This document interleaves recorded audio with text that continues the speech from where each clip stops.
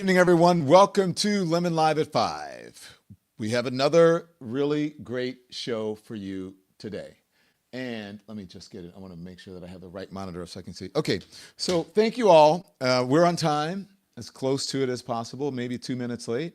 So welcome, Lemon Nation. Make sure you hit the like and the thumbs up because it does affect the algorithm. More people become aware of our conversation and our channel. I know I sound like a broken record, but it is indeed true. Okay. And I want to hear what you have to say. Okay, so many people have so many different takes and opinions on what's happening with Nolan Wells and the story and what this means for white-black relations, what it means about racism in this country, what it means about should people be alone among, different ethnicity, all the things. And so I will tell you that we have Quentin Latham on, who is, if you don't know, is Funky Dineva. So Funky Dineva is going to be on a little bit later on in the program. Also, we have Congressman Ro Khanna, who's going to come on to discuss this and to discuss what happened to him as he was over in Gaza and Israel and what happened there. A harrowing tale that gives me pause about, anybody going into any situation like that. So let me just say it is a big show. All right. Someone said a funky bunch. You guys know who Dineva is, right? And he has an interesting take on, it is about black people in white spaces. So here we go. I'm going to bring in to get our latest developments on what's happening in the Nolan Wells case. Daniel Grimes, our Washington correspondent. Daniel, hello to you. Good evening. Appreciate you joining. Okay, Daniel. Yes. Boy, when I said there's so many takes, but there's also some new information. New people have stepped forward, friends, to talk about this and to offer their help and to give some clarity from their perspective of what's going on. And I think they were both there. I know the second one, the one who spoke today, was there. And there is one person who spoke on Friday. And so since we have not been on, I have not given this information to you. Daniel, what do you say we listen to these and then we have a discussion? How about that? Okay. So this is the friend from Friday. He was on with our friends over at the TMZ, Charles and Harvey. Javon, have you seen the video that's been going around social media where people think that they're hearing an argument between people and they're wondering whether or not Nolan is one of the people in that argument? You just described that you had another friend, not Nolan, another friend who was in and got into a dispute. Is that video the other argument that you were talking about? Yes. So, but is that Nolan in the video? I can't tell. It's too far away. But in that video, I feel like the voices are too clear. Like from the side, it's too clear for it to be that far away, for it to be Nolan arguing. And then also that altercation, it sounds just like my other friend that got into the altercation on the boat. And they were trying to, as he was in that altercation, I was calming him down. They were trying to get him out off the island. They were trying to get him back to land because he was just losing it. So, describe that. That's kind of interesting. What was that about? He was just very hostile. He was just really mad. They were just trying to, the parents on that boat were trying to get him out. I'm curious if the police have, I know they said they're still investigating. Did any investigators ever speak to you about what you saw that day? No, sir. Really? Okay. Cops have not talked to you yet. No, sir. That's odd. I don't see why the cops would have to talk to me. I mean, obviously, I had said my plea, because whenever I had talked to the people at Sunheard, it was whenever, the body was discovered and the autopsy people and all those people were there. Well, I'll tell you why I'm surprised. Because you knew Nolan well, and you knew that he was friends with these guys who were the last ones to be around him before his body was found. And I would think they would at least want to know, hey, just the things we're asking. Right. Did you ever hear of any of this stuff? It's odd to me. Just to gather information. Yeah, that the cops wouldn't have contacted you. Yeah. And that's fine. I'm completely fine with that. Like I said, I have nothing to hide. That's my boy, and I want him to find justice. This whole case thing, whatever. like this whole situation, and none of this adds up to me. So like it's really hard like for like people to just like keep on saying things when like none of it adds up, honestly. So one of the things that I'm sure, Javon, you've seen has been a big part of this story, people making the point that, at least in the photos that we initially saw, that Nolan was the only African-American kid who was out there, at least on that boat. Do you think, having been there on the island with this large group of people, that race plays a factor in whatever happened here? Again, I don't want to answer that. I don't want to answer that question. I wouldn't say like, yeah, I wouldn't want to answer that question. I mean, obviously we go to Ocean Springs, we're going to have white friends. So like, that's, I mean, I guess it's pretty normal down here, but. Yeah, I mean, and I hear you. If that's, I Yeah, guess you're saying that it's normal, it's not out of place to be a black teen in that area and that you have white friends, right? That's Yeah, like, not uncommon, yeah. is what you're saying. I'm sure every black person has white friends somewhere, you know? So I wouldn't say that it's a whole race thing, but it's just like, obviously they're going to paint it as that because none of this adds up.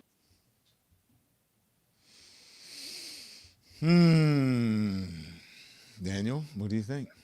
I mean, I thought poignant, the ending of that. They're going to paint it as a race thing because none of this adds up. And I think that honestly, Don, that's the point here. Again, we still don't know. This happened July 4th. You and I are having this discussion on July 13th. And as far as we know, the independent autopsy and the autopsy by the state of Mississippi have both been conducted, but we haven't seen any results. And again, as far as we know, the police are still investigating, even though I placed the 6th call to the Jackson County Sheriff's Office. And I've spoken to John Ledbetter's office, to his assistant, every single time. She knows my name at this point. I even confirmed it. Yeah, you know what? Guess what? I know the sheriff's department knows your name because I called and they said to me, I said, my correspondent has been calling. She goes, I know he's called a lot and it's he's in a meeting over the information that you guys want. Yeah, that's a sheriff. Oh, well, good to know, Don, because yeah, she's just been telling me he's in a meeting. He's in a meeting. I said, okay, so I'll call back in an hour. I'll call back in another hour. I mean, she's been very pleasant, but I haven't gotten any information out of her. But I've also been calling the coroner. I haven't gotten anybody over at the coroner's office. Left 2 to 3 messages over there as well. So as far as I know, this investigation is still ongoing. But again, bringing it back to the point that young gentleman made is in terms of people just want to know because something is not adding up. And so while, again, those 3 white friends of his who within that picture that's circulating, as far as we know, have done nothing wrong. You know, they have not been implicated in this as far as we know so far, but we don't know. And I think that's when I listened to the press conference of the family and of Al Sharpton and of Ben Crump on Friday, and I listened to the show of you asking them, Don, that's all the family is asking for. That's all anyone wants to know. We're not accusing anybody of anything. We just want an independent, thorough, honest, transparent investigation. Okay. Check this out. What happened? Uh-oh. I'm getting nervous, y'all. What? Did you read the comment on the screen? No. Don is the news Nancy Grace. And I used to work with Nancy Grace. I had friends. No, this is Nancy Grace. Something ain't right in Mississippi. Something ain't right. Somebody knows something and they need to know. They need to know now. And let me tell you, Mary Lou, the truth always comes out in the wash, and it is going to come out in this wash on this story. Something ain't sitting right. Now, that's Nancy Grace. That's not me. Although, John, I'm almost wondering if we should relocate the show to Mississippi so we can storm Tim into... said the same thing. He said, Don, if anybody can get people to speak and get the truth out, it's you. And that's what this story is missing on the ground because mainstream media is missing it. Yeah. ABC News had a couple people on, but that, like, you need people on the ground who these folks can relate to, who understands how to the apprehension of African Americans to talk in these situations, and who's familiar with different ethnicities to get them to be able to say something. So The other thing I'll yeah, say there, Don, too, maybe we should go. I like that. And I also love the fact that you are continuing to cover this topic day in and day out, because course. you and I both worked in corporate media, and we know that far too often conversations like these, topics like these, after a day or two after they've already been reported on, they go, oh, that's old news. We have a whole new topic, a whole new slew of topics to cover. So that is why it's important that you and I are here, because you're here every day, Don. We are making sure this topic stays fresh in people's minds, and making sure the independent, thorough investigation continues to happen. Because you know what happens if media coverage starts to slow down and drop off? That then leads the sheriff's office to say, oh, we can do whatever we want now because the exposure is gone. So that is why it's important that you stay on this topic. Well, thank you. I appreciate that. And you're absolutely right about that. The other thing that I would like to discuss is, the corporate media is now on to Donald Trump's, changing of the narrative. Look over here, distraction. He's having a press conference on Thursday. Okay. Every time I've covered one of those press conferences, it's some bullshit or he says nothing. So we ain't even going to talk about that. The other thing is that another friend has come forward to corroborate what the other young man said on Friday. Okay, everyone? Here we go. Listen. I just know I've lost my best friend. This morning, a friend of Nolan Wells, who was with the 18-year-old the day he was last seen alive, is sharing what he says happened during a July 4th boat trip to an isolated barrier island off the Mississippi Gulf Coast. Trayston Shepard declined to speak with us on camera because he says he and his friends are getting threats. We did no wrong here, and we don't understand how we're getting so much hate behind it. We all cared and loved Nolan, and nobody wanted to see Nolan die. Nobody wanted to see his life be taken so short. Shepard addressed this viral video that investigators have been studying. Wells's parents worried it showed their son involved in a confrontation, but Shepard said that's him, not Wells. That's the video I'm referring to. That's me yelling. Shepard says he took a boat back from Horn Island in the late afternoon, but Wells stayed behind with a girl he had met. They met that day, and it was kind of one of those things. It did come off that day that he really did like her, but that was the only time they'd ever hung out, was at Horn Island on July 4th. Investigators believe Wells drowned and say there were no immediate signs of foul play. But there is growing frustration in the community, and his parents are skeptical, telling GMA Wells left his phone behind and they tracked it to one of his friends. It was showing everywhere the phone had been, I was like, well, it's showing that he's back on land. The sheriff said the parents have not turned over the phone to investigators. Their lawyers said they will. While the investigation goes on, Trayston Shepard wants the focus on his friend. I want everybody just to relax and let everybody mourn the loss of Nolan, and let us remember him as in the sweet guy. I think everybody needs to let the investigation continue and let the facts be shown. Trayston Shepard, that's his friend, and his story is very similar to the young man. And they're saying that wasn't him in that argument that when you hear that video, that was indeed Trayston, right? He said that was him. Well, and the other thing I got out of that, Don, the parents saying the phone went back on land, was going all over the place. That to me is also suspicious, because again, we know from the account that I've read that a lot of his friends say the last time they saw Nolan was at 3:00 on Saturday. Well, then 4:30 goes around, and that's when I believe a lot of the people had already left the island. And so we have this kind of hour and a half of what was happening. And again, you had his parents there saying, oh, his phone in that time was going back to the mainland, going back to Horn Island. It's just, again, this is why I would like to speak to Sheriff Ledbetter. So Sheriff Ledbetter, please, if you're looking at this, please call either me or Don back. I just have questions. We just want to know. And again, if you say, listen, it's a active investigation, I can't answer that. Okay, but at least you and I, Don, can know the investigation's happening, because as far as I know right now, there is no investigation because we haven't been able to speak to the sheriff. Well, I think that I have not been diligent enough on calling, and usually the way that I get these is usually I am either assigned this story and I'm out in the field, or I've just been dogged. When I was in corporate media, you had producers, you had other correspondents on the ground, but I had more time to do because I didn't have to focus on doing so many shows and whatever, that I would just call every 30, 40 minutes. If I wanted somebody on my show, it's like, hey, it's Don again, just checking in. Don't mean to bother you. Okay, I'll call back in a bit. Hey, it's Don. And then finally they're like, they get tired and they go, hold on, Mr. Lemon. And then they bring them on. They bring it. So that's what we need to do. Or I need to send you down there. That's it. Light up the comments. Let's see if we should do it. Now, Don, I am going to be on a little hiatus here the next week or so, but when I get back, I can go right down to Mississippi. Yeah, if this is still going when you get back, that is crazy. I mean, some of these investigations, as you know, can take a long time, though. I mean, again, I've covered plenty of things that have happened like this. When it's especially there's mysterious circumstances that people just have a lot of questions about the timeline, about what happened, about who was there. It seems like the police haven't even talked to everyone they should have. Should talk to. The guy who was talking to TMZ, shocked that as of last week, they still hadn't chatted with him.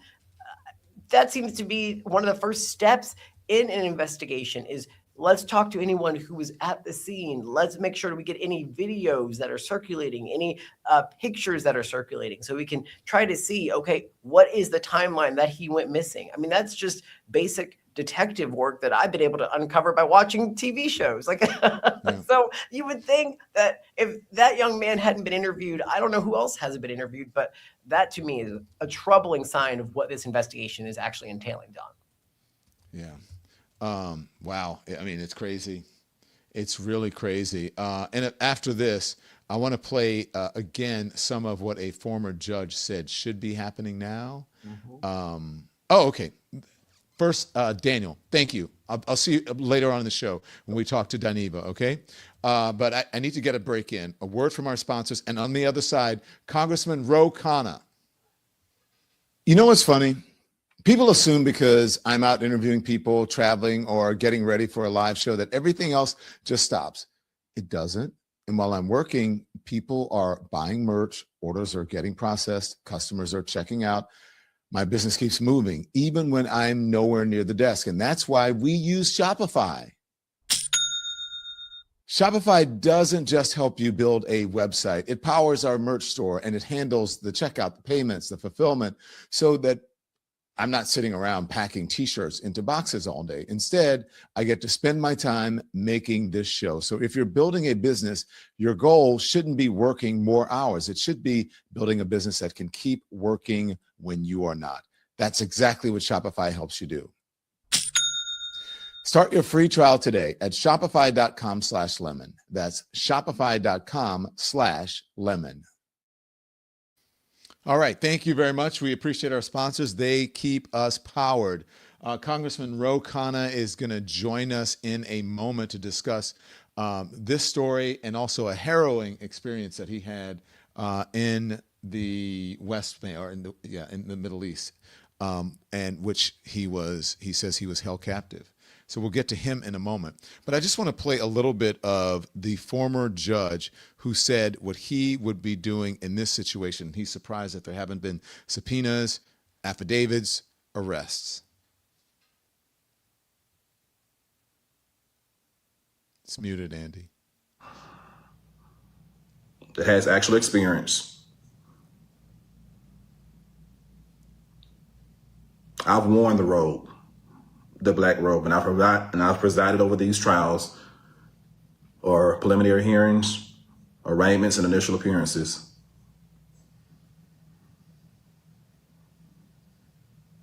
Let's get started.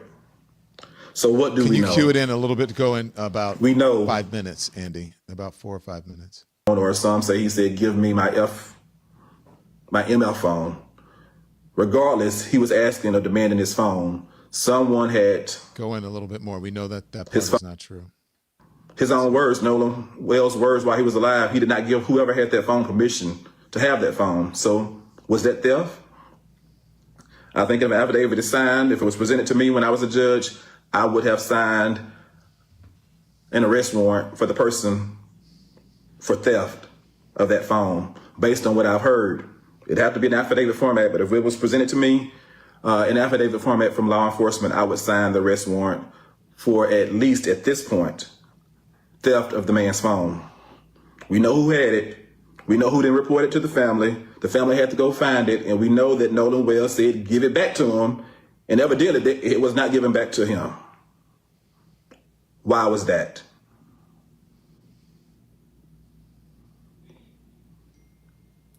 All of the other things I've stated, you piece it together. Is there enough right now for arrest warrants for murder? That is a good question. I do know at this point there should have been search warrants signed by a judge.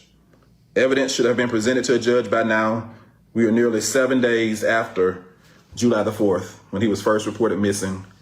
There should have been evidence submitted by Jackson County law enforcement agents, the sheriff's department specifically. That is a former judge in Mississippi who is telling us, hey, look, this should have happened. There should have at least been arrest warrants. Now, the information on the phone is new information. That video came out over the weekend. Is new information. The friend saying that that's him on there. That's the friend is saying. But we need to make sure that we are very clear here that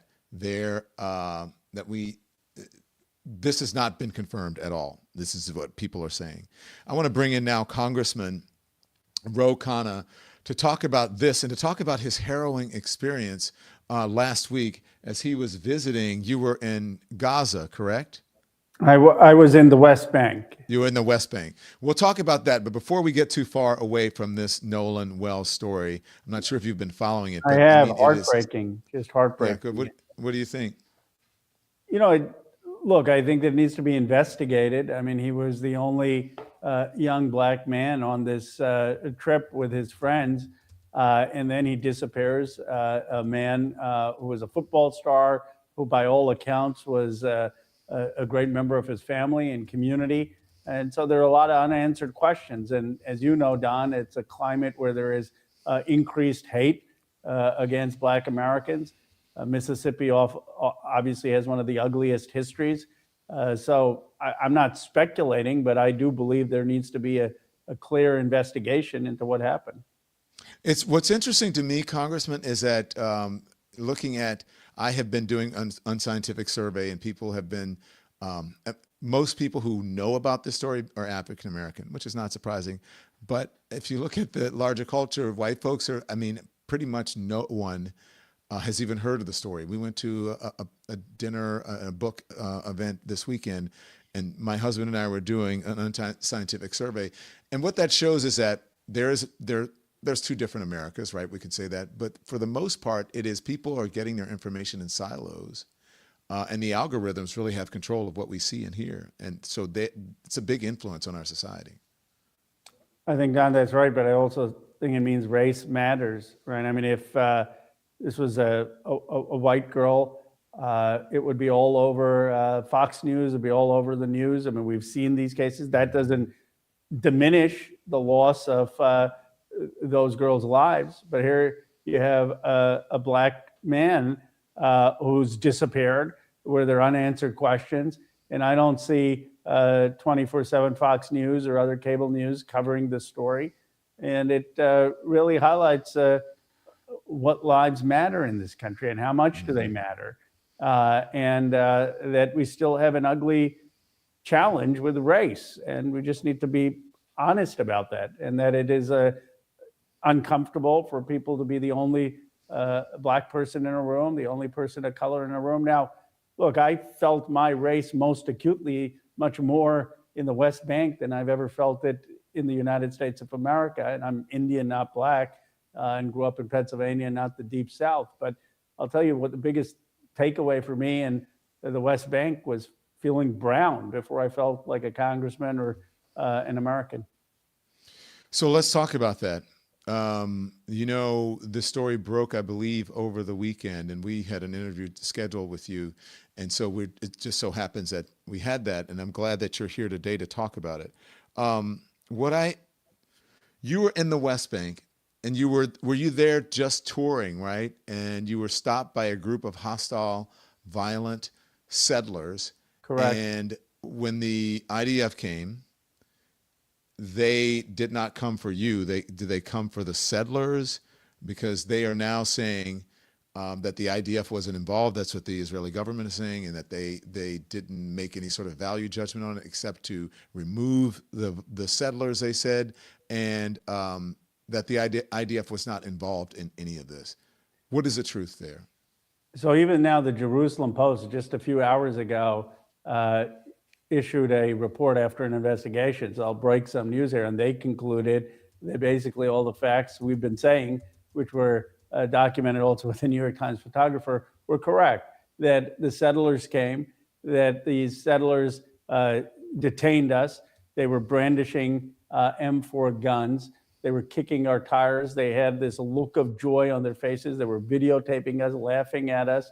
And that these extremist settlers called the IDF, and that the IDF put their trucks to further prevent us from leaving the site. And we were there at the Zanuda village that was destroyed by extremist settlers just to view it and record it. Initially, the IDF said that we were in a military occupied zone where we weren't allowed to go. Now the IDF is admitting, no, actually we were allowed to be there.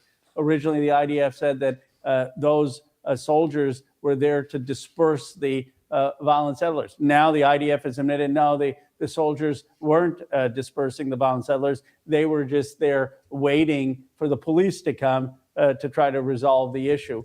Well, basically what that means is you had extremist settlers detaining under gunpoint an American delegation, and the IDF complicit with that, not taking our word for it that we were in touch with the American embassy, that there were Americans, actually siding with the extremist settlers. And not until someone senior at the embassy called the Israeli government and the police came did they let us go. Now, I don't want to be melodramatic, and ultimately this happens 10 times worse to Palestinians, but you have not had an American congressman overseas either held at gunpoint or killed since Leo Ryan in 1978 in Guyana. And the response should be from the prime minister who was asked on it on Meet the Press, or the ambassador, we are deeply embarrassed. This should never have happened to Americans. We're going to investigate and prosecute the extremist settlers who did this, and we're going to investigate the IDF soldiers. Instead, you have the ambassador out there blaming me for not coordinating with the Israeli government. We gave the Israeli government a heads up, but I'm not obligated to go to Israel and do their itinerary. If I want to go to the West Bank, I have every right to do that. Blaming me for going there to witness truth of Palestinians, not saying that they're going to investigate, not saying that they're going to prosecute. And you have the Israeli prime minister calling these people juvenile delinquents when it's very clear they're extremist settlers who were connected to Yanan Levy, who actually killed a Palestinian and is still roaming free.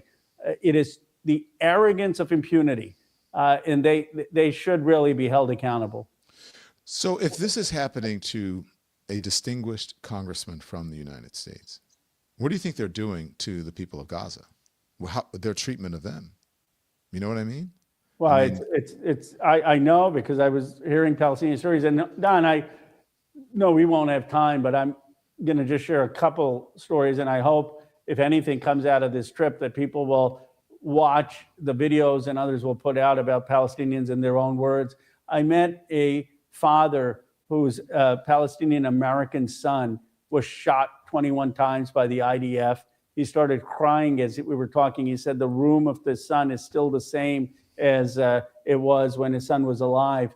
And he's had no justice. No one is willing to investigate the IDF soldier who shot his son.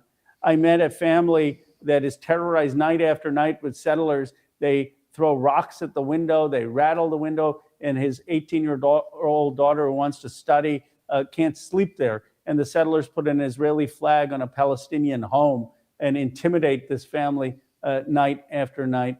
I went on the streets of Hebron, which most politicians don't, the Palestinian side, and this image will never leave my mind. And as we were going at shop holders, I said, what are those cages up above the shops? And they said settlers throw rotten vegetables and they throw metal parts at us as we walk the streets. So we put up wooden planks to prevent that. And I said, okay, is it working, the cages and the wooden planks? They said, yes, now we don't get rotten tomatoes and metal parts, but we get urine on us and acid on us because they can do that through the cages. It is apartheid down there. And this is not ideological. It is the basic denial of the humanity of Palestinians. And I would challenge the most pro-Israel person to spend a day there, and especially spend a day there with a person of color. And the facts are undisputable. Why are people still arguing that this is not genocide then? Well, Don, there are two different points. I mean, I believe it was genocide in Gaza, of course, where there were bombings of kids and 19,000 children dead, 19,000 children. And you go to Dearborn and you see the wall of tears where their names are listed, their ages are listed. I mean, do you think they're just making that up? 19,000 children. And then you go to the West Bank and look, Ta-Nehisi Coates is a much better writer and more eloquent than me. And so when he talked about the apartheid, I thought, okay, it's probably Ta-Nehisi Coates is just a great writer. But I went there and I tell you, it is awful. It reminds the police force, the IDF is aligned with the extremist settlers that are terrorizing Palestinians, just like what I read in the history books about the Jim Crow South, where the police would be aligned with the segregationists who were oppressing people who were black. And if you don't believe it's on racial lines, you're blind to what's happening in the West Bank. When I was in Hebron, I was with two other Jewish Americans, white Jewish Americans, and one Israeli Jewish Israeli for one part of the trip. And the only person the guards came up to was me, even though I was in the suit and the member of Congress. And they said, I look brown. And they said, are you a son of Ishmael or a son of Isaac? Basically, are you a Jew or a Christian? A Muslim or a Jew? And I said, I'm a Hindu. And they didn't know what that was. But it's just all based on race and religion. It is not human. Wow. What do you think, what does America need to do? Because public sentiment is not obviously the sentiment, as you know, of the administration, of those in power, even some in your party. So what do we do? People say you need to stop supporting AIPAC, you need to stop taking money from AIPAC. And what has changed? Has anything changed about your outlook on this since you went over? So what has changed for me are just that how awful the facts on the ground are. Look, on a broader basis, yes, we should stop the aid to Israel. We should stop giving them military sales that are killing civilians. We should call out the genocide and the apartheid. We should recognize the need for a Palestinian state. But there's something we could do right away, right, which doesn't require all these peace plans and the abstractions. We could demand of the Israeli government that they arrest the violent settlers who are harassing and terrorizing Palestinians and Palestinian Americans every day. We could demand that they get rid of the outposts, which are illegal settlements even under Israeli law. We could demand that the IDF do that tomorrow. And I have just left with a sense that I owe the people who I met the obligation to share their voice, their stories, and the injustices that they are suffering daily, so that we first at least stop the injustice. I mean, we can talk about self-determination, a Palestinian state, and what a just outcome is, but how about we just stop the cruelty first and stop the terrorizing of Palestinians? I want to ask you this because I wish that before you went on the Sunday shows and other places, that you would have had this soundbite that happened right here with an independent journalist on independent media. That's why it's so important. and because you supported Graham Plattner, but I want people to specifically listen to what you said. Roll it. You've had about a week, almost a week, to sort of reflect on your support of Graham Plattner and that win. I have my thoughts. I want to hear what you, looking back on it, how you feel about that now. It was one of the hardest decisions for me on a endorsement. I had a pre-scheduled rally, and I chose to go up there, and I chose to go up there because I agree with Graham and his vehement opposition to the war, to the genocide in Gaza, his courage in standing up to billionaires, his willingness to stand up for single-payer health care. I think it is undeniable that he had a toxic past, that he made misogynistic comments, that he made comments that were racially insensitive. But I guess for me, he took accountability of it. He said that he has apologized for it. He's ashamed of it. And that's where I distinguish him from other people who have not done that. And I believe that he has found that a redemption to be able to run. Now, if anything came out that was violent or that in any way suggested assault or rape or domestic violence, of course, that would be disqualifying. But so far, I take him at his word that he has found that redemption and running on a platform that we need to win. I'm saying, I mean, you said it right there. I mean, am I wrong? That's how you feel. And I actually think that was the perfect answer. And I think there were a lot of people who feel the same way that you feel. And I'm not just saying that because you're here, but we played the soundbite when you were traveling to the West Bank last week. We've tried to get you. You were in transit. And I said, why don't we just play what he said? Because the man said that he supported him unless something egregious came out, which is exactly what came out.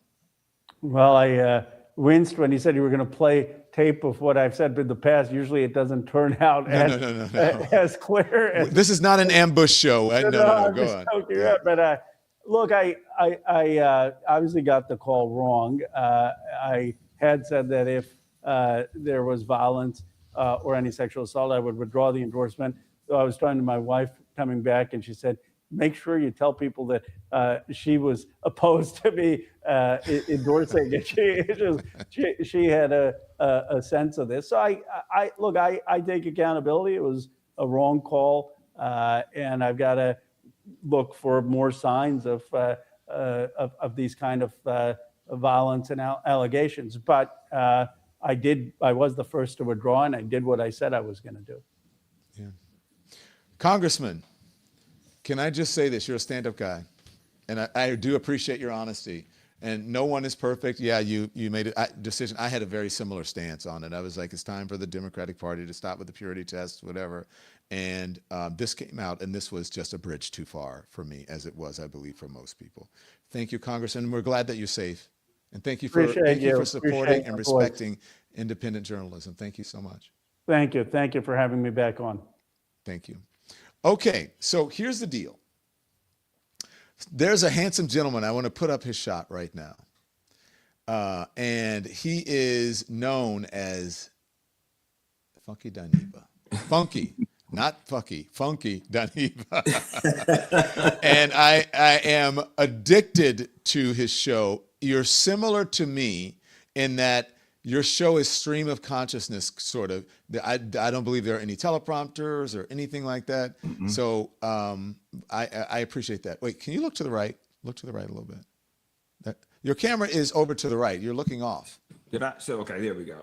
Yeah, that's your camera right here. That's it right there. Okay, that's your camera. Thank you very much. Let me do this. There we go. There we go. There we go. There we go. Now you're centered. So we're going to talk in just a moment with you about this Nolan Wells story, which has really captured the attention of social media and streaming and Black folks, some white people, but Black. That's what we're going to talk about. We're going to talk about what one of his takes, Black people in white spaces. That's a big conversation. Mm-hmm. First, a word from our sponsors. One of the biggest mistakes people make when they start a business is thinking that they have to be good at everything. Trust me, I've learned that that's impossible. I don't need to be the best graphic designer, web developer, editor, accountant, or marketing expert. I need to know where to find people who are. And that's why I like Upwork. Whether you need help for one afternoon or a long-term project, Upwork connects you with freelancers across more than 125 categories. You can review their work, you can compare experience, you can hire quickly, and even let AI help match you with the right person. The smartest business owners don't try to do everything. They spend their time doing what they can do. Visit Upwork.com today and post your job for free. That's UPWORK.com. Okay, I have a question for you. If your freedom to practice your religion matters, shouldn't someone else's freedom not to practice one matter too? That's really what the First Amendment is about. Lately, we have seen more debates about religion in public schools, government buildings, and public life.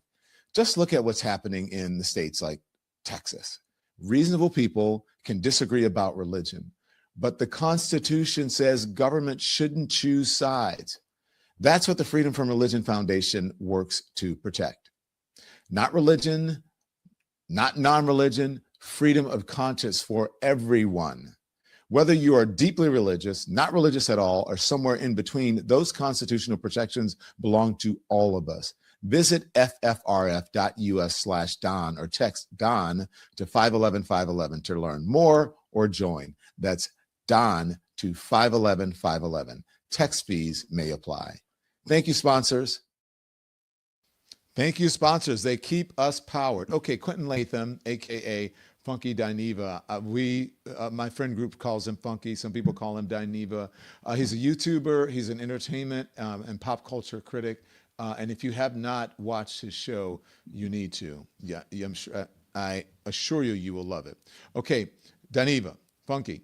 I'm going to play your take on Black people in white spaces, and then you and I will discuss. It's a little bit long, audience, but here it is. Go. There is nothing honorable about being the only black face amongst a sea of white people. There's nothing honorable about it. Honestly and truthfully, if I want to take it a step further, it's almost disgraceful. Absolutely nothing honorable about you or your child being the only Negro amongst a whole bunch of white people. And if anything, Rachel, that's the internalized racism. Because why was his ass over there? You can tell those of you guys who were not raised on Sesame Street. One of these things is not like the other. When you look at the damn picture, the picture looked like, what his goddamn ass doing over there around there with them folks? That was not diversity. That was tokenism. He was the token black boy going on the boat with the three. No, he shouldn't have been riding there. We can't do nothing about Nolan except offer our condolences and our prayers and pray for comfort for the family because Nolan is already gone and departed with the Lord. I'm talking to the rest of y'all dumbasses. I'm talking to the rest of y'all dumbasses who love to excuse away your internalized racism. Like this, let me tell you what y'all do. Let me tell you what y'all raggedy ass parents do. This is what y'all do. Well, I'm trying to send my daughter to the best school so she can get into the best college. Bullshit. Well, the school in the black area by me is real bad and them kids is real ghetto over there. So I want to send my child to a nice school where they don't bullshit. Because the question I have for you is what good is going to a good white school with good academics and your child come back dead? I'm just asking. This bright future that you were planning for your child never came to fruition because they ass died. I'm just not really understanding. You send your kids to them schools for your ego. Growing up, you couldn't live in that neighborhood. Growing up, you wanted to live in that neighborhood. Growing up, you didn't like the life that you lived. And living in that neighborhood and sending your kids to that school solidifies success for you. It makes you feel successful. That's why you send your kids over there to them school. Because I send my child to school every day, polo down to the socks. That ain't for your child, that's for you. There is a point where every black little girl that be in the company of a bunch of white girls comes home with her hair wet, trying to slick it back like they did, trying to make it curly, and she look a goddamn mess when you get home, and you be like, I just send you out my door looking like that. Tell me I'm lying, parents. They end up with a complex this old. They go in there and start wetting their hair, trying to do the wet and go, and be looking a mangy dog mess. And that's where it starts. That is where you have officially fucked your daughter, because you put her in an environment where she wasn't affirmed, and she was told, based on the signs around her, that she's not pretty, that her hair is wrong. But the school got a good reading record, though. Fuck the fact that your daughter can't even read the mirror and tell she black. The school got a good reading record. It got a real good reading record. The school is first in chess. My daughter going to college for chess. Okay, girl. I don't woke it up enough tonight. I'm going to leave y'all alone because I ain't got no kids. I ain't got no right to speak on them.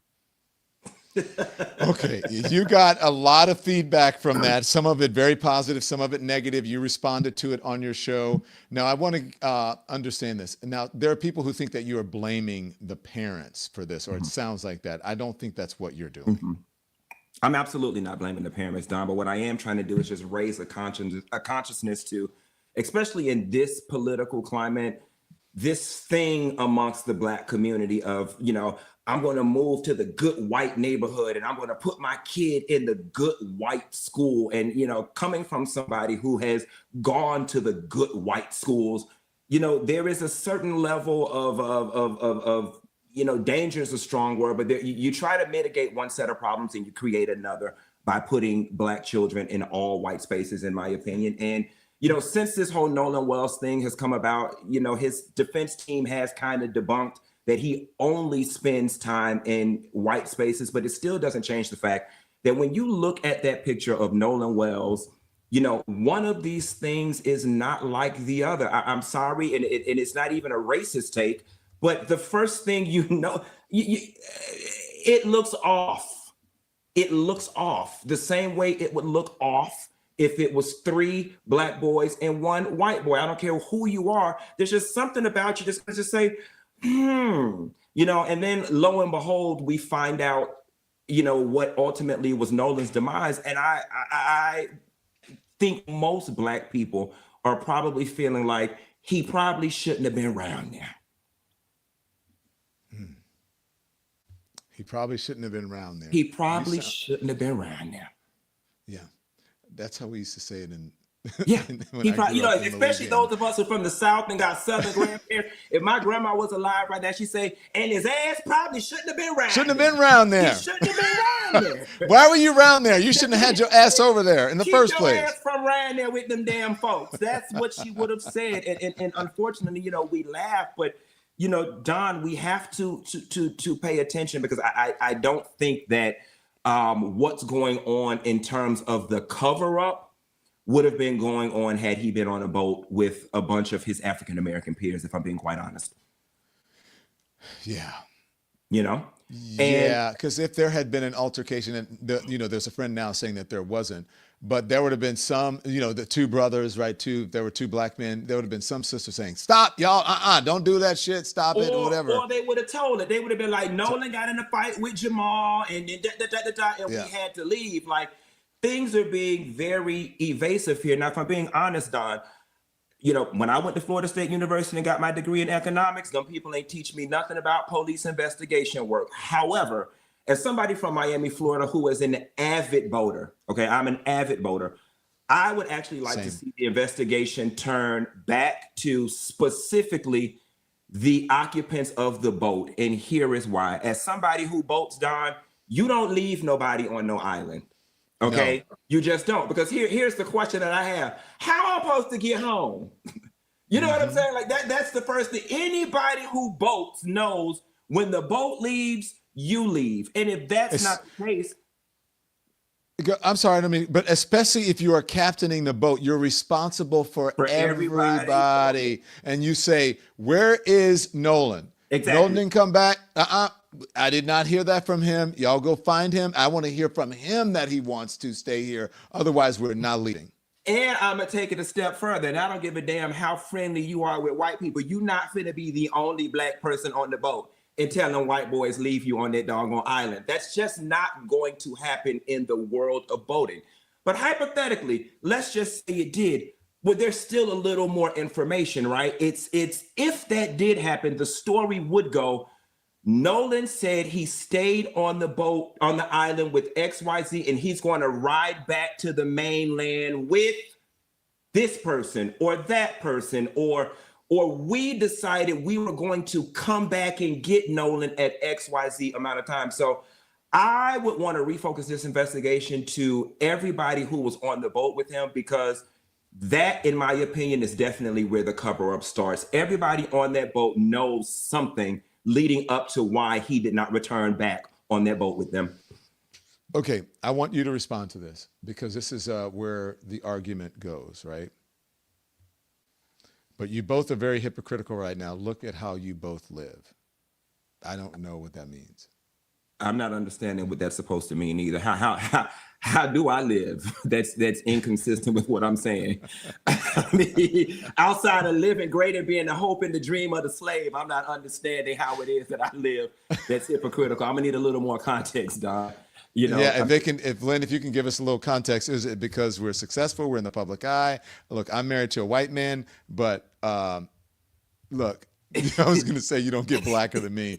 Well, I would say Paul Mooney would have a little bit to say about that. And Don, I'm willing to bet that you ain't gonna let your white man leave you on no island on no boat either. Oh, he would not leave. He would not let me stay on an. He would. First of all, he would never think about it because my mom calls him Elmer's glue all, and I call him.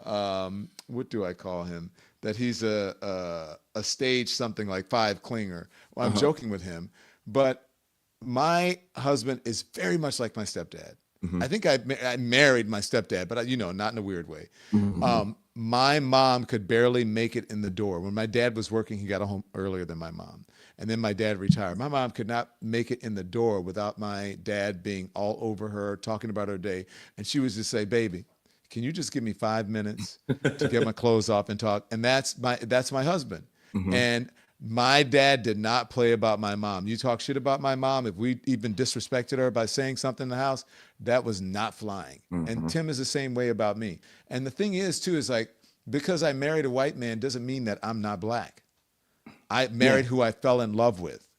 Nor does it mean you're absent of a black conscience or a black experience. Thank you. Can you talk about that? It doesn't mean any of those things. But, Don, I also want to point out, because there is a lot of internet journalism going on and a lot of, misrepresentation of facts. And I had the luxury of actually speaking directly with members of his defense team right before this appearance, right? And they wanted me to just clear up just a few things that are going on. So there's this photo of Nolan Wells in the pool, and there's this internet scatterbutt about, but he was seen at XYZ time, 2 a.m, 3 a.m in this pool. And his defense team wanted me to make it be clear that at this moment, that is speculation, right? They don't even know what I've heard. They're not even sure it's him. Yeah. Exactly. There were members of, rightfully so, there were members of the Crump defense team that did post this to Crump's social media, and they have been, dealt with respectively. But there are no facts surrounding when this photo was taken. We don't know if it was the same day, the day before. So, I urge all of my internet investigative journalists out there, can you guys please dial it back with the conspiracy theories and putting these stories out there? Because I know you think you may be helping, but you're actually muddying the waters because you're sending investigators, what little investigation that they are doing currently, you're sending them in all types of different directions by, creating your own narratives. So just fall back a little when it comes to that. And the same thing with this story about the boat being cleaned at 3 o'clock in the morning. There's a lot of speculation surrounding that.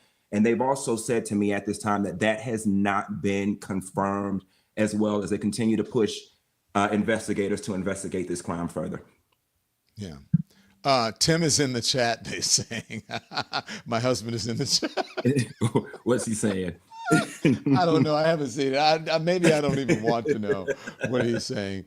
But, he's a real one. And the thing also, like you said, that some folks said our proximity to whiteness. Look, I worked at CNN. I worked in corporate media. I was around a lot of white people. Did you not want me to work at CNN because there were white people there? You know what I'm saying? Do you not want me to get an opportunity because there are white people there? Now, when I was in that space, I was a thorn in their side about make sure that black stories were told and not undertold, right? And not ignored. I made sure that there was as much diversity on my show as possible.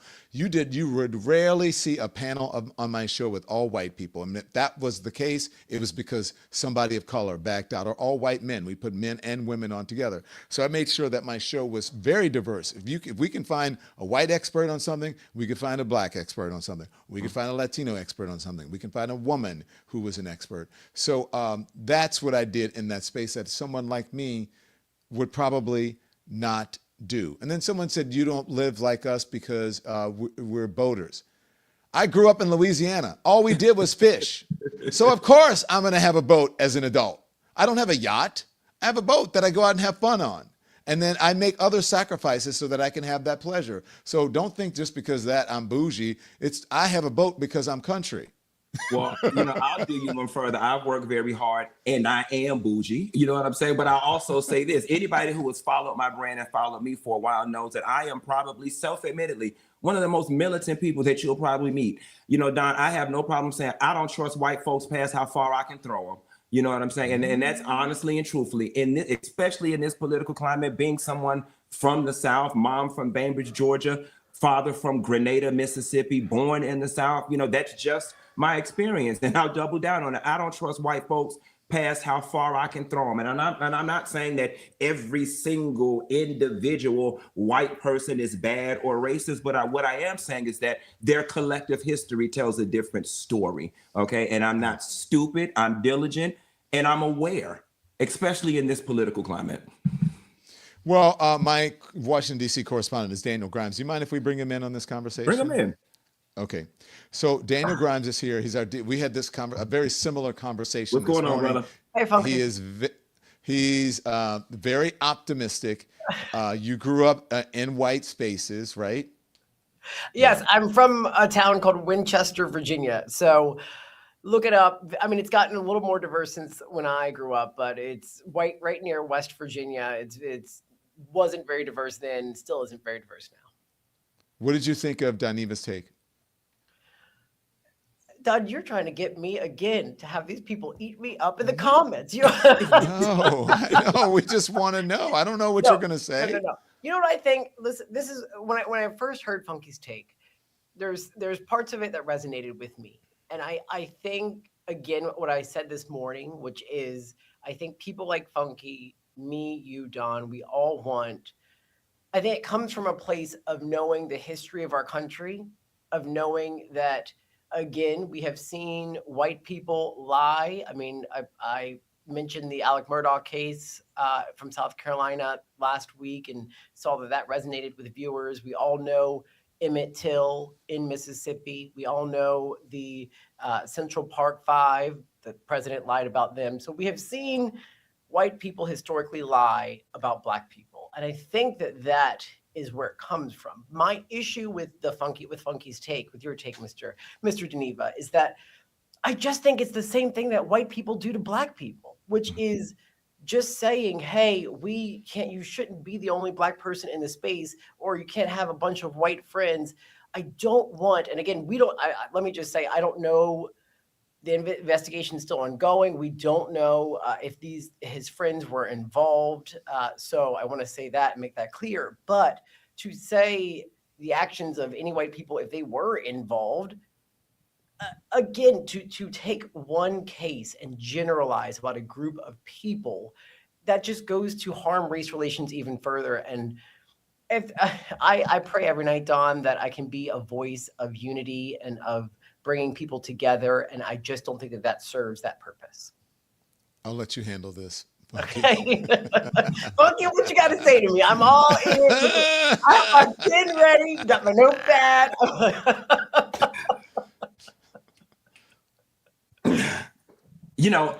Most definitely, as a man, I definitely respect you, right? But I think the things that are coming out of your mouth speak from in a perfect utopian society. I would actually agree with everything you say. And do my words help race relations? Absolutely not. But I'm going to tell you something. In 2026, to be honest with you, I'm not concerned about race relations. What I am concerned about is the safety and the liberation of Black people. And as it relates to your statement about it being one incident, that's just it, Daniel. It's not one incident. It is a history of incidents. It is an onslaught of incidents. It's every time we look onto social media, you see something. Now, here is what I do want to point out. Like I said, I do not think that all white people are bad. As a matter of fact, I don't think the overwhelming majority are bad. But in this political climate, none of us have the bandwidth or the wherewithal to say, those are the good ones, those are the bad ones. And when you're talking about life or death being on the line, the point that I'm making is because we don't have the bandwidth to siphon through all of them, it's just easier to err on the side of caution and to proverbially stay away from them. You know what I'm saying? Now, when I say stay away, obviously that's impossible, right? But I'm saying be careful, be diligent, situational awareness. If you were my child, okay, and you were getting ready to go on the boat, you ain't going by yourself. Let me speak to Chad's father and find out, can your brother go with you? You know what I'm saying? Or can your cousin Todd go with you? I'm just not a fan of putting Black children in all white spaces. And Daniel, I don't care what you about to say out your mouth. You're not going to tell me that you were not treated differently growing up and that you did not experience a shitload of micro and macro aggressions being in that space. Oh, okay. Well, let me put that on the back burner quickly. Just talking about discernment and what you were saying with making sure you know the people that you're going on a boat with. I completely agree with you. I just think that should happen regardless of skin color. I think that if you're going with an all Black crew, let me make sure I know if I have a child. I want to know who the parents are. I don't care what the skin color is. I want to know, what does your house look like? Who are you? If my child is going away. Girl, you are purposely being obtuse in this moment. Cut it out, No, okay? no, the threat level's not the same. It truly isn't. The threat level is not the same. There is safety in tribalism, Daniel. There is a different fear level and threat I personally would feel going on a boat amongst a group of Black folks versus amongst a group of white folks, especially in Mississippi. I mean, come on, Daniel, you've got to use the context clues here, brother. You've got to use the context clues. You are not going to get that argument. I have no... Mississippi, a lot of my friends know, okay, if I'm going on a road trip to Florida or anywhere down south, yeah, I try to avoid Mississippi. So listen, you got me on that one. And again, on the point of growing up in the town that I did, yes, I experienced microaggressions. Yes, I experienced racism. But I think what that taught me is that there are good and bad people in this world. That also taught me, as you have noted, and I think we all agree, I love the racists that I know more than the racists that you don't. If someone's calling me the N-word, it's like, okay, I know where you stand. And Dawn and I talked this morning about a family who I didn't even know that they held and harbored racist views. And I used to visit them in Minneapolis a lot. And it wasn't until their daughter told me this past weekend when she's having her third child, and her dad said, "Oh, I'm so glad that you're doing your part because they're trying to replace us. I'm glad that you're doing your part to fight back against that." She fought against her dad saying that. Those are the people who I was shocked. I didn't even know that they had harbored those views. And so that's the insidious racism is what to me is the most troubling. And as you said, you don't know who is a racist and who is not a racist. But I just think to walk in this world and automatically assume every white person, or not even every white person, as you said, but most white people are racist or harbor those views, that's just toxic, right? You've got to live in this world and understand that we are in America and you're going to be dealing with all sorts of types of people. And so I want to try to do my part to bring people together. And I know in this environment with MAGA and the terrible nature of this president, that's becoming harder and harder to do. But I still believe in the Obama 2008 hope and change. I think we can hope and change this country. And you know what? Obama is not in office anymore. And we are not in 2008 anymore. And here's the thing, like my shirt says, old people be knowing. So I've been on this earth a long time. I told you this morning. And some things you just can't understand and experience unless wisdom comes with age. That's the only way you get wisdom and from experience. And look, let me tell you, not everything is equal on both sides. We would love that to be the situation. But that is not. The level of difficulty is much higher for African Americans. The chances are, of course, most white people are not racist, but they've been around a lot of racist people. There are, they have unconscious bias. We all have unconscious bias. Let me just say it this way. When I lived in the South, quite frankly, Black people and white people lived amongst each other more than I live up north, because how do I say this? A lot of it has to do with socioeconomics. And so working class, poor white people and Black people live together more than they do in the South. I mean, in the North. Because in the North, usually if you're of a certain socioeconomic class, or you live in a place like New York, there are places that most of the people who are of color live. So there's not a lot of interaction outside of the office. Most people, invite people to dinner parties at their homes and they all look like them. Most people invite people to spend time and do things with them, people who look like them. I walk in places, a lot of places here in New York City, only because of socioeconomics and other things, I'm sure, where I am the only Black person. And so I think that there's more of a chance in the South that people could understand each other, except the South is a racist place, like overt racism. And do not get it twisted, especially in those states, especially in the Bible Belt states. Do you know where the highest degrees of unwanted pregnancies are? In the South, in Bible Belt states. You know where the highest incidents of racism are, and sexism and child molestation, all that?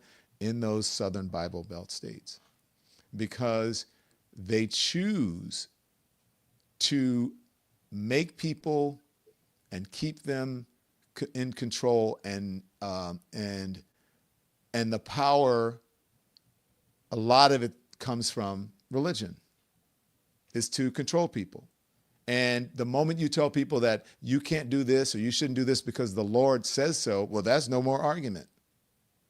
And so if you're in one of those states, chances are you're going to be dealing with a whole lot of racism and a whole lot of bigotry. And Don, not just one of those states, Mississippi, Louisiana, Alabama, Mississippi, and Florida. And listen, my father's from Grenada, Mississippi. I have the blood of Mississippi running through my veins. Mississippi in particular is a very special place when it comes to race and racism. And those of us that know, we know, and we see this story for what it is. It's for those of us that know, it's very clear what's going on in this story. It's very clear. Yeah. So look, continue to be positive.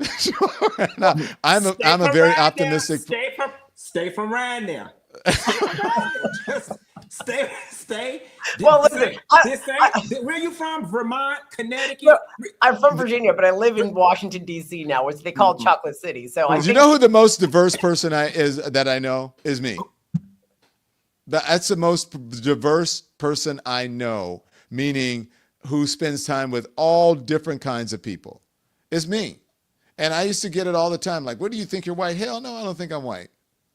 But it used to be back in the day where you didn't have to worry about the MAGAs. Because everything, let's just be honest now, it's all about MAGA. Every time, if my mom, like your mom, who did the same thing when I was growing up, and not because she didn't care about Black people, she wanted to know about their families. The first thing my dad would say, who your people is, or who your people are. Mm-hmm. Right? And they'd be like, oh, that's Barbara Jones.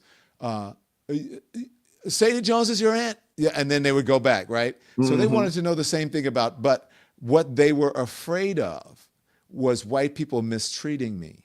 Mm-hmm. They were afraid of the white friends not necessarily being real friends. They didn't think that we were better than the white people. Mm-hmm. They were looking out for my safety. But those racist people, like your friend and her grandmother or her mother, saying, thank goodness they're trying to get rid of us. I'm glad you're having white babies. That's a whole nother show. Yeah. It is completely different than someone fearing for your safety for good reasons. Yeah. These are the people, my parents, who could not go to the white schools. Mm-hmm. The bus passed them as they walked. These are the people who had to live in certain neighborhoods. These are the people who could not. My mom could not get a promotion at one point, and she has a master's degree, almost a doctorate, and the white ladies would come in from high school and jump over her, right? And my dad made sure that our car was 100% working because he did not want my mom to end up on the side of the road, and did at the hands of a white person. That's just how they grew up. And Don, let me point this out too, Daniel. Just because I know we're getting ready to wrap this up.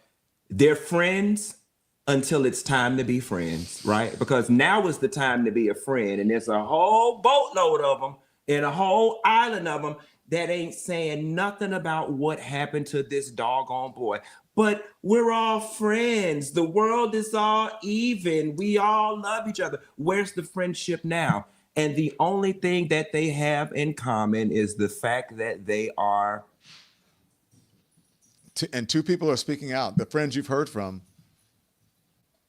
they're I will black. say this. But that whole story, I'm going to let you jump in, Daniel. But that whole story I was telling was that my parents would not be now so much concerned about the things that they would be concerned about. You know what they would be concerned about now? And every parent, my mom would, and my dad would be like, I want to know who they voted for.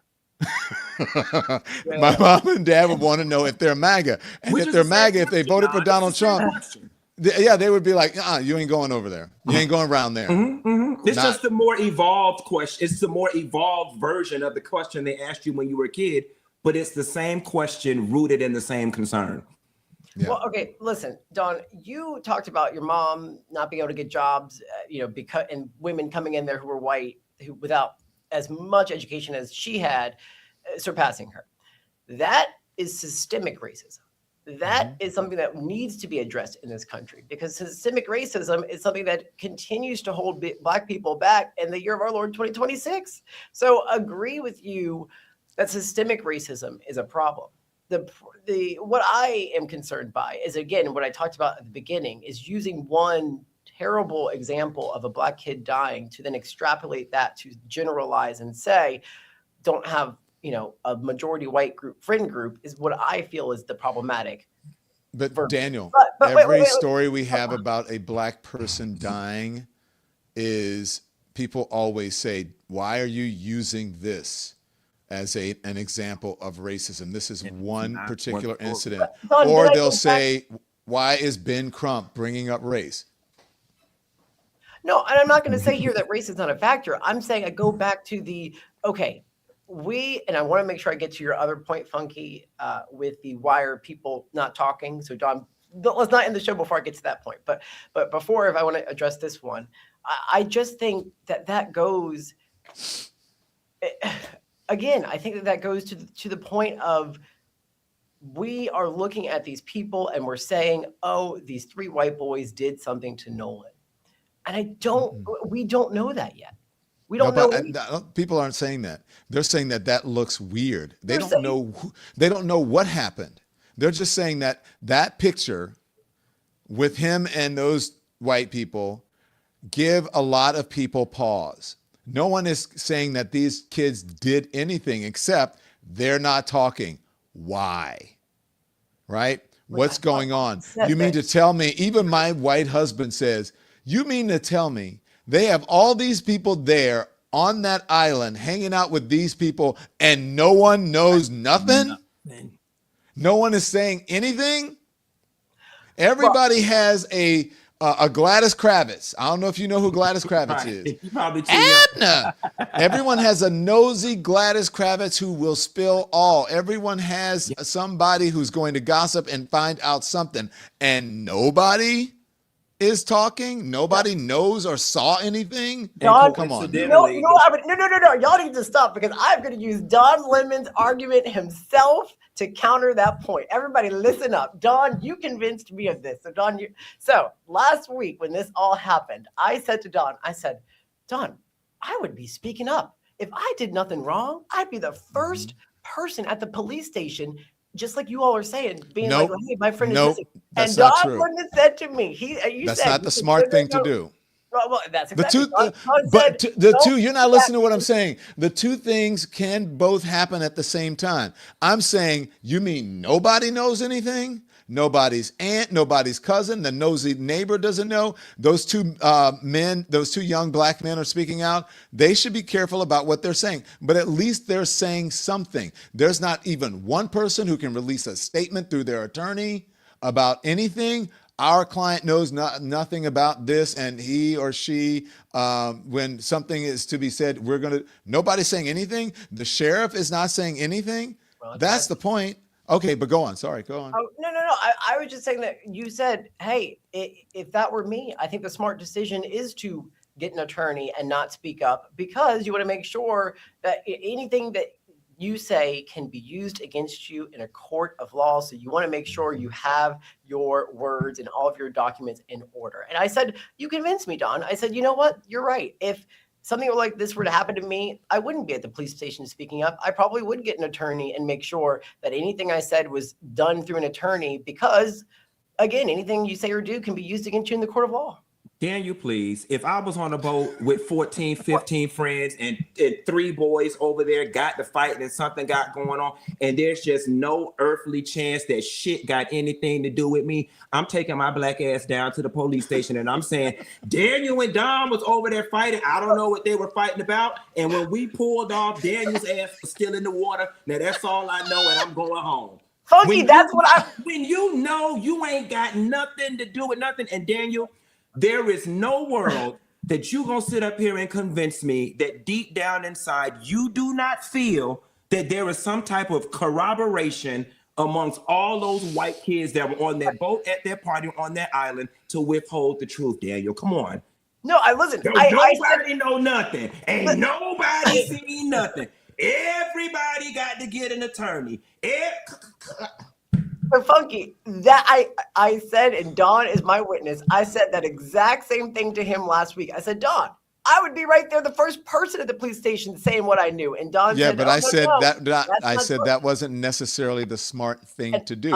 And people don't always do that. And if you are not close to this situation, if you have nothing to do with it, that's what we mean. There were how many hundred people on that and no one?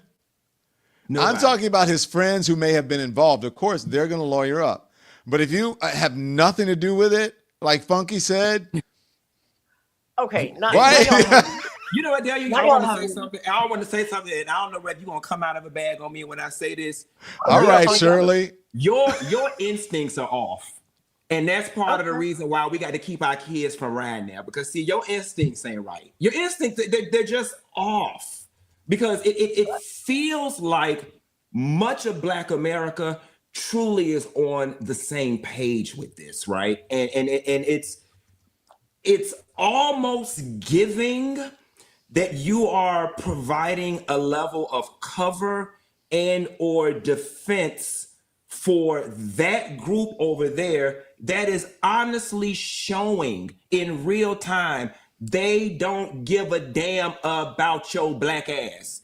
And so I'm just this instinct to defend them is very unsettling for me in this context. I'm not defending them. No.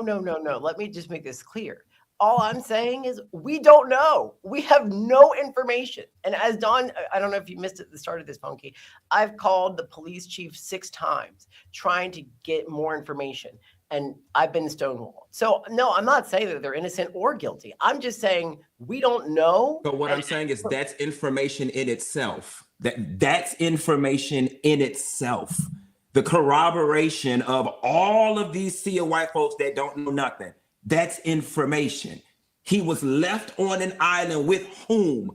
That's information. Cell phone being altered, withheld.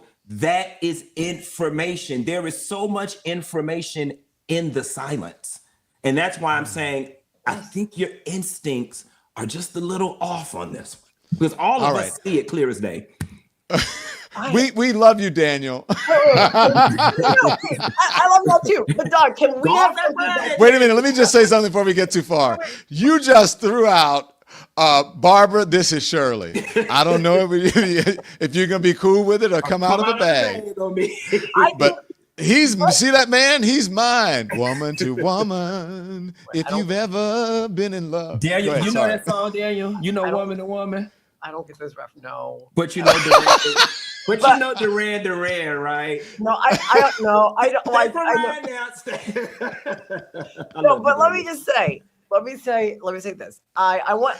Can we bring Don? Can we bring Funky back on once the investigation starts to unfold? We get more information, and if any of those white kids had something to do with it, then we can talk about this, and we can continue to talk about the issues and the framing and the friend group of it all, and the level of discernment Nolan and his parents and all those folks should have. So I think let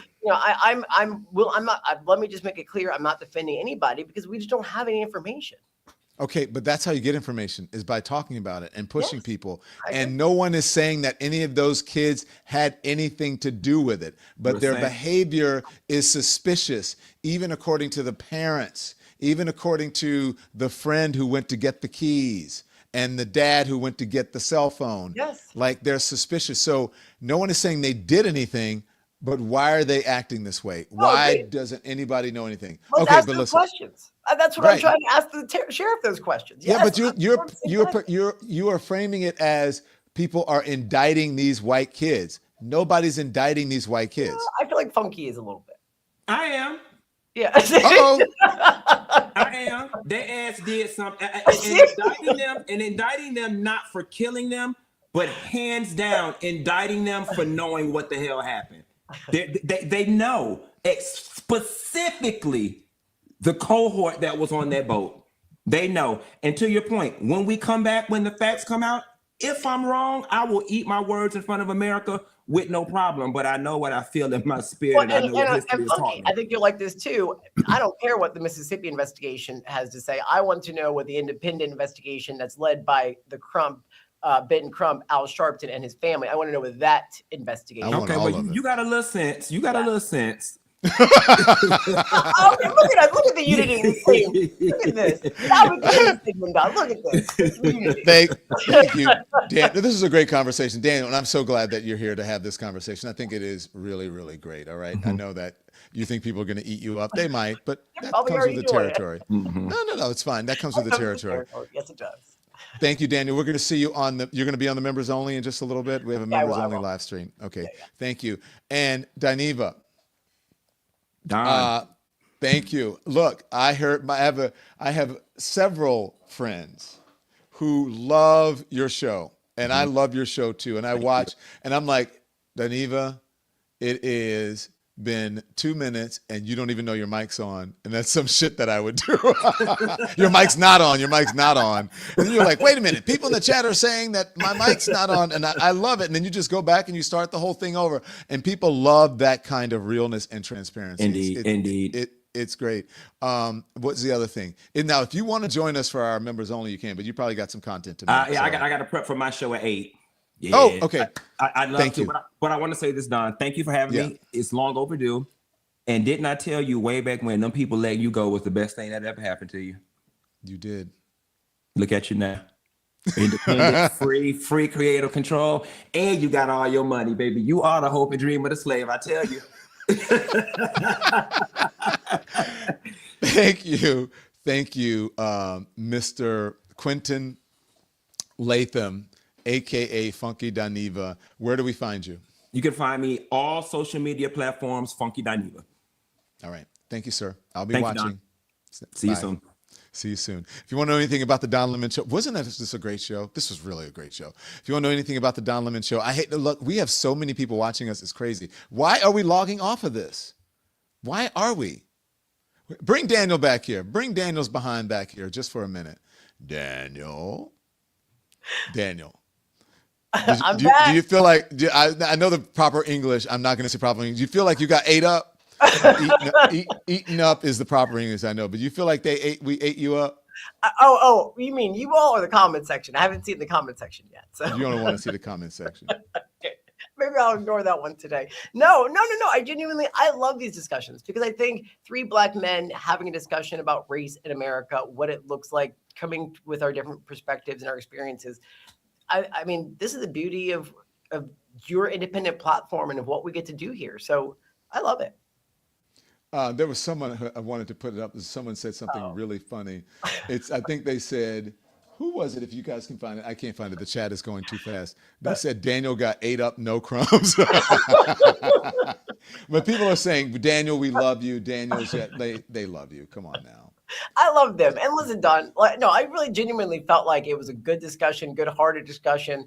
And I think it's a necessary discussion to have because sadly, in this country, I don't think that Nolan is going to be the last. And so we have to continue to have these discussions about race and, the progress that we're making as a country. But again, I want to go back to, I still firmly believe that we can make those changes. And I think it takes one person at a time to continue to have those discussions and to continue to make change in your small community that we can then start to make changes as a country. And I think it starts electing the people that we elect, because look, it starts at the top 2. We think about what this country was even under Clinton, where we had our issues. But you think about what this country was when we elected Obama in 2008 and why we went from the craziness that we saw in the Bush years. So, I mean, I'm hopeful that we will get back there. And I think if we have this discussion again in 5 years, when we have a President Kamala Harris, or we have Pete Buttigieg, the first gay president, or Gretchen Whitmer, or someone who is just going to do, I think, a little bit more to move race relations and just move the country in the right direction, I think the conversation will look a little bit different. All right. Thank you, sir. We'll see you in a couple minutes.